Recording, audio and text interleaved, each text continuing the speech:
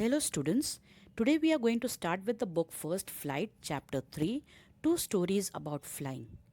This chapter has got two parts. Part 1, His First Flight, and Part 2, The Black Aeroplane.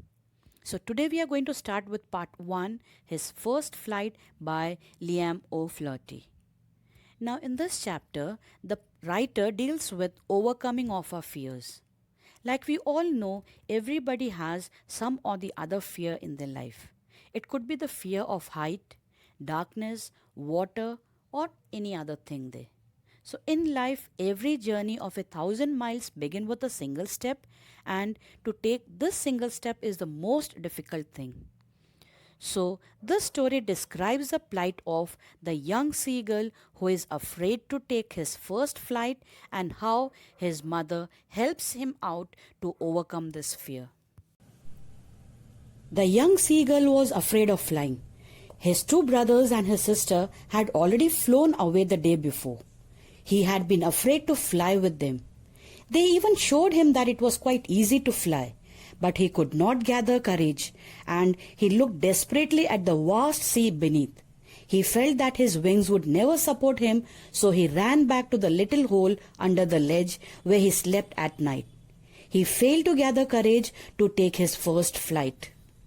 Each of his brothers and his little sister, whose wings were far shorter than his own, flapped their wings and flew away. His father and mother had come around calling him again and again.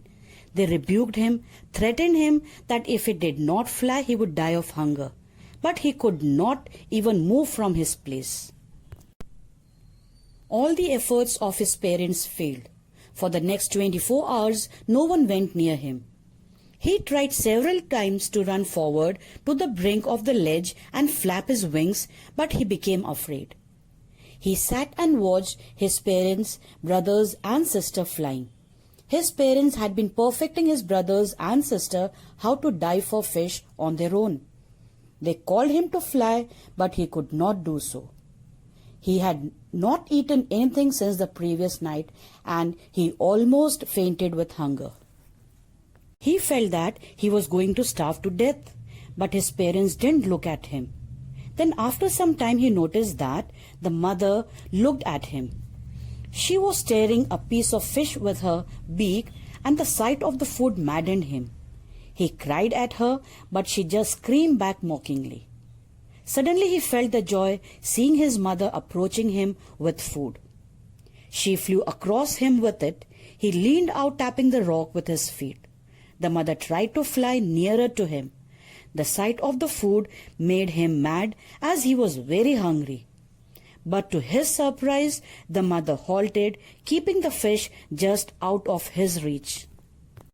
She came flying with a piece of fish in her beak and stepped a bit away from the ledge. He was mad with hunger. He dived at the fish. With a loud scream, he fell outwards and downwards into space. He cried in fear. But then his wings spread outwards and he flapped them. He began to fly, and now he was no longer afraid. He could fly on his own. The young seagull gave a joyous scream. He soared higher, calling his parents. His mother responded to it, and his father flew over him screaming. Then he saw his brothers and sister flying around him. They all were very happy. His parents and siblings cheered him up and then settled on the sea. The young seagull also landed on the sea, but got terrified when his feet began to sink. He cried with fear. He tried to rise again, flapping his wings. Now he was tired and weak with hunger. He could not rise. His feet sank into the sea. His belly touched it, and he sank no further. He was floating on it. Around him was his family praising him, and they all offered him scraps of dogfish. Thus the young seagull realized that he was born to fly, and he had made his first flight. So the message that the story conveys is to overcome our fears. Now, through this story, the writer Liam O'Flaherty, who was a keen observer of sea life, believed that man has a lot to learn from nature.